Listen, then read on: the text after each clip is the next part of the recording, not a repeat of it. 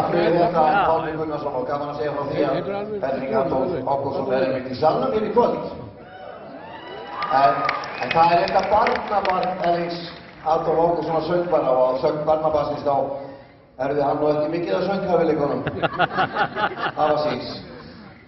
En hins vegar eiginkona Erlings Adolf Ágústssonar heitir söngvara hérna líka, Ebba mín, bara frábært að hafa þig í kvöld með okkur hér. Sendum sterka og góða strauma í sumarlandi. En nú er komið að nánast glænýju lagi.